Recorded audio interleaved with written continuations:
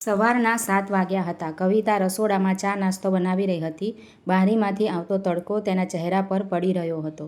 તે હસી રહી હતી. આજે તેના લગ્નને 3 વર્ષ થઈ ગયા હતા. તેનો પતિ રોહિત ડાઇનિંગ ટેબલ પર બેસીને ન્યૂઝપેપર વાંચી રહ્યો હતો. કવિતાએ ચાનો કપ રોહિતની સામે મૂક્યો અને બોલી, સાંભળો, આજે ડૉક્ટરની એપોઇન્ટમેન્ટ છે, યાદ છે ને? રોહિતે છાપા પરથી નજર હટાવી અને હસતા હસતા કહ્યું, હા હા, યાદ છે, જઈએ છીએ. આમ પણ મમ્મી ખૂબ જ ઉત્સાહિત છે. એમનો પહેલો પૌત્ર આવવાનો છે. કવિતાએ કંઈ કહ્યું નહીં, બસ હસી પડી. તેના મનમાં પણ આશા હતી, ખુશી હતી. આખરે લગ્નના 3 વર્ષ પછી તે માતા બનવાની હતી. 10 વાગ્યે તેઓ બંને ક્લિનિક પહોંચ્યા, પરંતુ રોહિત એકલો ન આવ્યો હતો. તેની સાથે તેની મા સરિતાબેન પણ આવ્યા હતા. તેમણે જીદ કરી હતી કે તે પણ સાથે આવશે. ડૉક્ટરની કેબિનમાં ત્રણેય બેઠા. અલ્ટ્રાસાઉન્ડની સ્ક્રીન પર એક ધૂંધળી છબી દેખાઈ રહી હતી. કવિતા તે છબીને ધ્યાનથી જોઈ રહી હતી. તેની આંખોમાં એક અજીબ ચમક હતી. ડૉક્ટરે સ્ક્રીન પર ધ્યાનથી જોયું, પછી રિપોર્ટ લખવાનું શરૂ કર્યું. કવિતાએ આતુરતાથી પૂછ્યું, ડૉક્ટર સાહેબ, બધું બરાબર છે ને? ડૉક્ટરે હસતા હસતા કહ્યું, બિલકુલ બરાબર છે. બાળક એકદમ સ્વસ્થ છે. હાર્ટબીટ પણ સામાન્ય છે. સરિતાબેને તરત જ પૂછ્યું, અને છોકરો છે કે છોકરી? કવિતાએ પોતાની સાસુ તરફ જોયું. તેને અજીબ લાગ્યું. અત્યારે તો બસ એ જ જાણવું જોઈએ કે બાળક બરાબર છે કે નહીં. છોકરો કે છોકરીનો સવાલ આટલી જલ્દી કેમ? ડૉક્ટરે થોડું રોકાઈને કહ્યું, જુઓ, બાળકની જાતિ જણાવવી કાયદાકીય રીતે ગુનો છે. સરિતાબેને વચ્ચે જ અટકાવતા કહ્યું, ડૉક્ટર સાહેબ, અમે સમજદાર લોકો છીએ. બસ જાણવા માંગીએ છીએ. ડૉક્ટરે રોહિત અને કવિતા તરફ જોયું. પછી ધીમેથી બોલ્યા, ઇટ્સ અ ગર્લ, છોકરી છે. એક પળ માટે રૂમમાં સન્નાટો છવાઈ ગયો. કવિતાના ચહેરા પર સ્મિત આવી ગયું. તેના હાથ પોતાના પેટ પર ચાલ્યા ગયા. પરંતુ સવિતાબેનનો ચહેરો બદલાઈ ગયો, જાણે કોઈએ ઠંડુ પાણી રેડી દીધું હોય. રોહિત પણ ચૂપ હતો. તે પોતાની માતાનો ચહેરો જોઈ રહ્યો હતો. ક્લિનિકની બહાર નીકળતા જ સરિતાબેનનો મૂડ બદલાઈ ગયો હતો. તે ઝડપી પગલે ગાડી તરફ જઈ રહ્યા હતા. કવિતા પાછળ પાછળ આવી રહી હતી. તેને કંઈ સમજાઈ રહ્યું ન હતું. ગાડીમાં બેસતા જ સરિતાબેને કવિતાનો હાથ પકડી લીધો. તેમની પકડ મજબૂત હતી. એમણે કડવા અવાજમાં કહ્યું, છોકરી, તારી હિંમત કેવી રીતે થઈ? કવિતાના હાથ ધ્રુજી ગયા. તેણે આશ્ચર્યથી કહ્યું, માજી, આમાં મારી ભૂલ કેવી રીતે થઈ? મેં શું કર્યું છે? સરિતાબેને મોં બગાડતા કહ્યું, તારી કિસ્મત ખરાબ છે. પહેલું બાળક અને છોકરી. રોહિત ડ્રાઇવિંગ સીટ પર ચૂપચાપ બેઠો હતો. તે કંઈ બોલી રહ્યો ન હતો. કવિતાએ રોહિત તરફ આશાથી જોયું કે કદાચ તે કંઈક કહેશે, પોતાની પત્નીનો સાથ આપશે. પરંતુ રોહિતે બસ એન્જિન સ્ટાર્ટ કર્યું અને ગાડી ચલાવવા લાગ્યો, જાણે કંઈ થયું જ ન હોય. કવિતાની આંખોમાં આંસુ આવી ગયા, પણ તેણે રોક્યા નહીં. તે ચૂપચાપ બારીની બહાર જોતી રહી. રસ્તા પર દોડતી ગાડીઓ, લોકો, દુકાનો, બધું જ સામાન્ય ચાલી રહ્યું હતું. પરંતુ તેની દુનિયા બદલાઈ ગઈ હતી માત્ર 5 જ મિનિટમાં. ઘરે પહોંચતા જ અસલી તોફાન શરૂ થયું.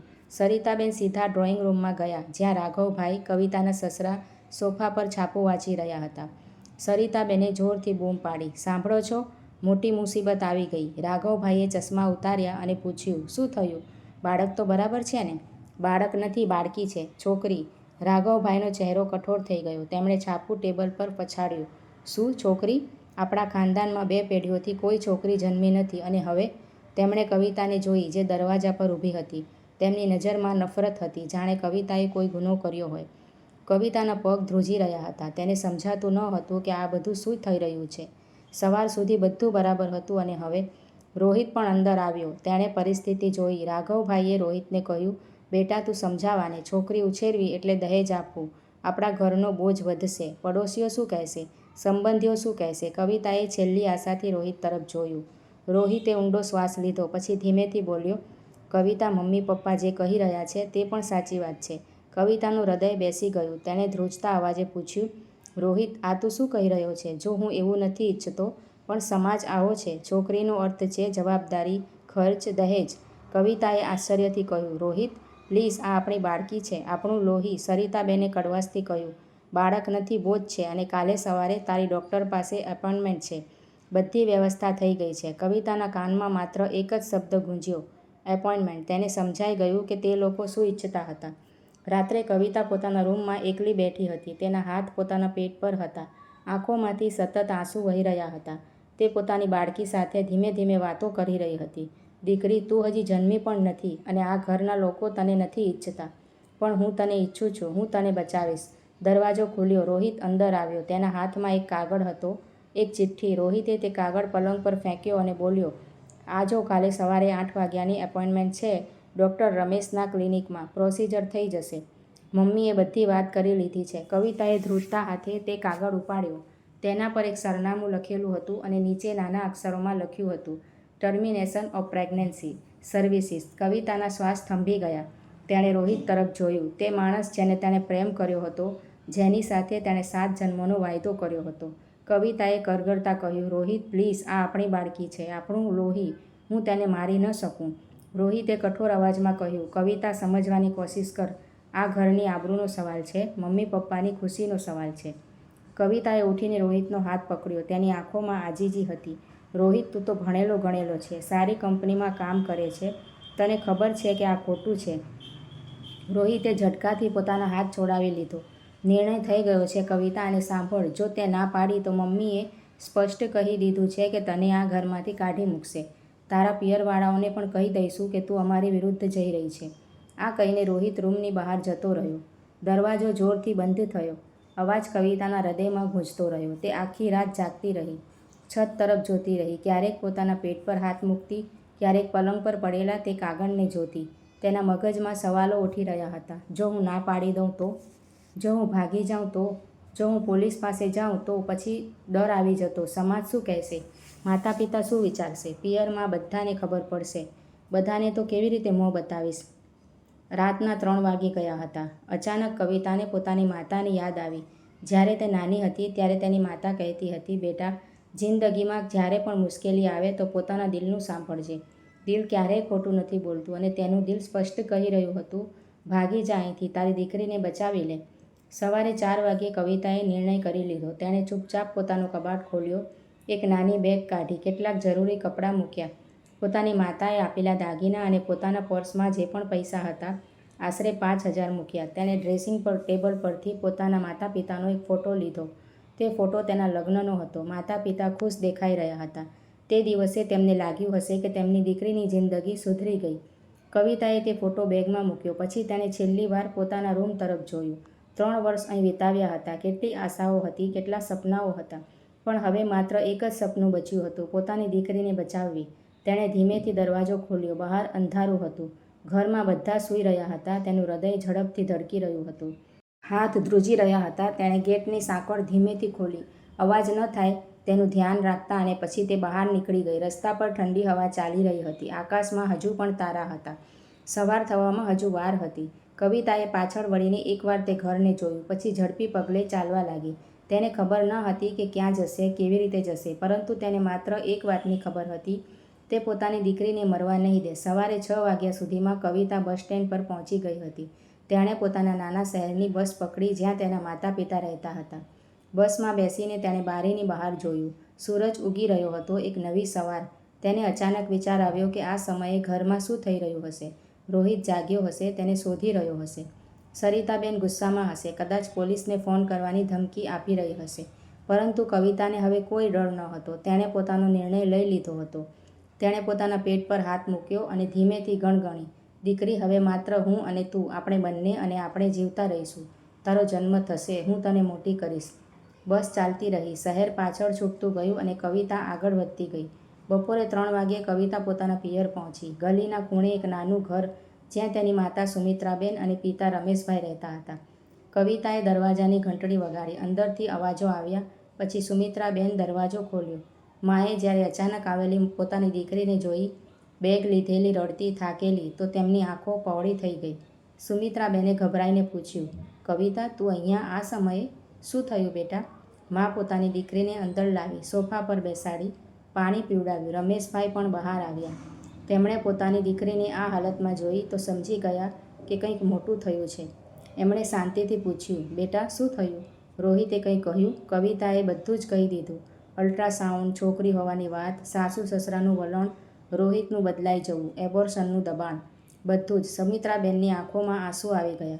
તેણે પોતાની દીકરીને ગળે લગાવી અને બોલી, બેટા, તું અહીં જ રહે. આ ઘરમાં તારી અને તારી બાળકીની હંમેશા જગ્યા રહેશે. દીકરી, તું ડરીશ નહીં. જે લોકો છોકરીને બોજ સમજે છે તે માણસ નથી. તું અહીં રહે, અમે તારી સાથે છીએ.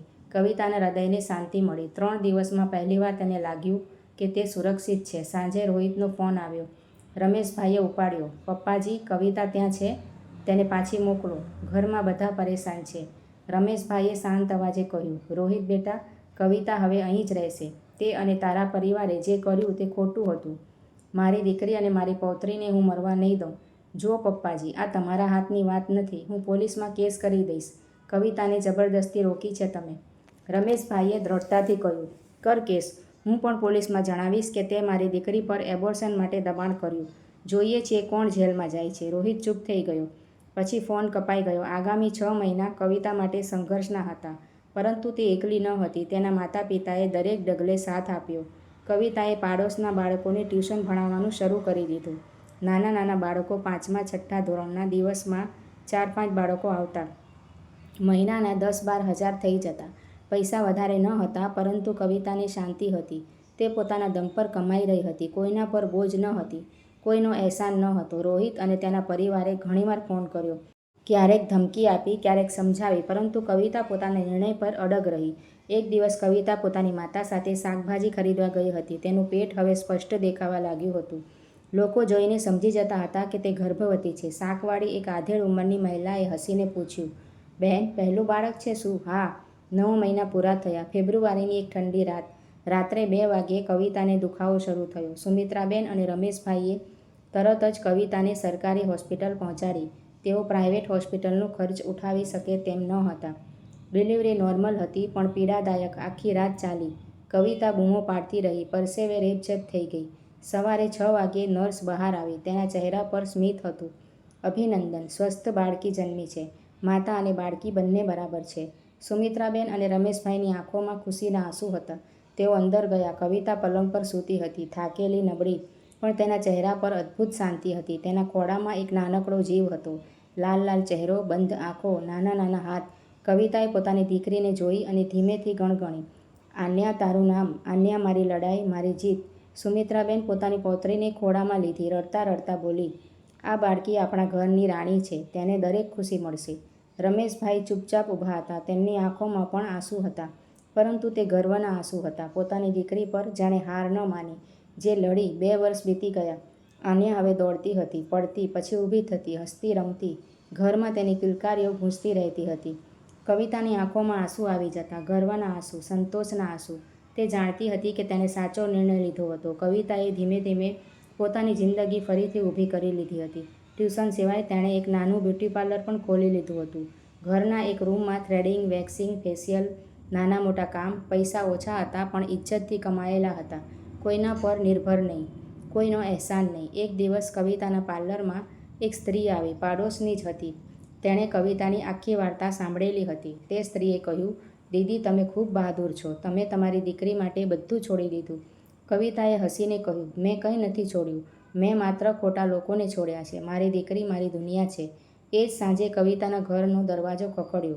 સુમિતાબેન દરવાજો ખોલ્યો. બહાર રોહિત ઊભો હતો. 2 વર્ષ પછી તેનો ચહેરો ઉતરેલો હતો. આંખોમાં શરમ હતી. રોહિતે ધીમેથી કહ્યું, માજી, હું કવિતાને મળવા માંગુ છું. સુમિત્રાબેનનો ચહેરો કઠોર થઈ ગયો. તેમણે કડવાશથી કહ્યું, હવે કેમ? 2 વર્ષ પહેલાં જ્યારે મારી દીકરીને તારી જરૂર હતી, ત્યારે તું ક્યાં હતો? રોહિતે માથું ઝુકાવીને કહ્યું, મને માફ કરી દો. હું ખૂબ ખોટો હતો. હું મારી દીકરીને જોવા માંગુ છું. કવિતા અંદરથી આવી. આન્યા તેના ખોળામાં હતી. માસૂમ ચહેરો, મોટી મોટી આંખો. રોહિતે પહેલીવાર પોતાની દીકરીને જોઈ. કવિતાએ શાંત પણ ઠંડા સ્વભાવે કહ્યું, રોહિત, તું 2 વર્ષ મોડો આવ્યો છે. મારી દીકરીને તારી જરૂર નથી. તેની પાસે નાના નાની છે, માતા છે, પ્રેમ છે. અમે ખુશ છીએ. તક તેમને મળે છે જે સમયસર પોતાની ભૂલ સમજી લે. તે અને તારા પરિવારે મને અને મારી બાળકીને મારવાની કોશિશ કરી. તે મને પસંદગી કરવા મજબૂર કરી. તારું ઘર કે મારી દીકરી? મેં મારી દીકરીને પસંદ કરી અને હું ફરીથી એ જ પસંદ કરીશ. રોહિત ચૂપચાપ ઊભો રહ્યો. તેની પાસે કોઈ જવાબ ન હતો. કવિતાએ દરવાજો બંધ કરી દીધો. ધીમેથી પણ મજબૂતીથી. આજે આન્યા 5 વર્ષની થઈ ગઈ છે. તે સ્કૂલે જાય છે, ક્લાસમાં ફર્સ્ટ આવે છે, ડાન્સ ક્લાસમાં જાય છે. કવિતાનું પાર્લર હવે થોડું મોટું થઈ ગયું છે. 2 છોકરીઓને કામે રાખી છે. મહિનાની આવક 15-20 હજાર થઈ જાય છે. આજની વાર્તા માત્ર કવિતાની નથી. આ એ હજારો સ્ત્રીઓની વાર્તા છે જે દરરોજ આ સમાજમાં ચૂપચાપ લડી રહી છે, જે પોતાની દીકરીઓને બચાવવા માટે પોતાની જિંદગી દાવ પર લગાવી દે છે. આ એ પરિવારોની વાર્તા છે જે ઇજ્જત, સમાજ અને પરંપરાના નામે પોતાની જ દીકરીઓને બોજ સમજે છે, જે ભૂલી જાય છે કે દીકરી પણ એક માણસ છે, એક જિંદગી છે. તો મિત્રો, આ વાર્તા તમને સારી લાગી હોય તો આ વિડીયોને લાઇક કરજો, ચેનલને સબસ્ક્રાઈબ કરજો. વિડીયો જોવા માટે તમારા બધાનો ખૂબ ખૂબ આભાર છે. Thank you.